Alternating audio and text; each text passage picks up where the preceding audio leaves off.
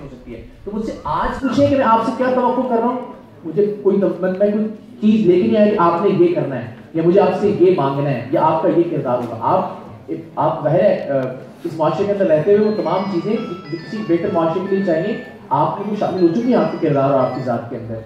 हमने इसको पाकिस्तान के लोगों के लिए बेहतरी के लिए किस तरह से इस्तेमाल करना है, इसके लिए हमने कनेक्ट होना है एक दूसरे के साथ। सो कनेक्शन के साथ आप ही लोग बताएंगे कि क्या करना है, मैं अपनी राय दूंगा, आप अपनी राय देंगे और फिर हम कंसेंसस के साथ एक काम पूरी दुनिया में किया करेंगे।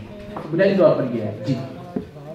मैंने एक चीज़ बहुत अहम है तो थोड़ी सी कड़वी, लेकिन मैं क्योंकि अच्छी महफिल में हम बैठे हैं ओपन कर सकते।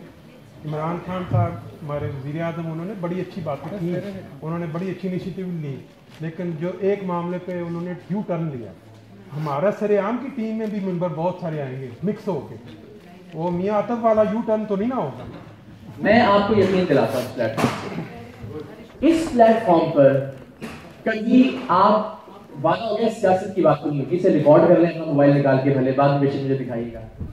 इस प्लेटफॉर्म से मैं अपनी जात की हद तक और जो हमारा इन्फ्लुएंस है, कभी आप किसी रंग की, किसी नस्ल की, किसी फिरके की, किसी मसलक की, किसी मजहब की, किसी इलाके की, किसी जबान की बात नहीं सुनेंगे, वरना मेरा गिरबान और आपका हाथ भी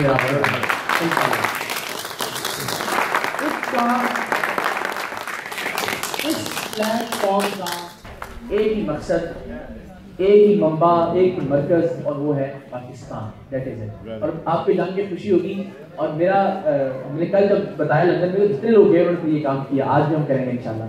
ये 11 लाख लोग, और अब लंदन को भी शामिल करने हैं इसमें, ये 3 सयाम के मेंबर्स जब भी एक दूसरे से मिलते हैं तो कहते हैं अस्सलाम वालेकुम पाकिस्तान जिंदाबाद, और फिर जब जुदा होते हैं एक दूसरे से तो भी कहते हैं खुदा हाफिज़ या अस्सलाम वालेकुम पाकिस्तान जिंदाबाद।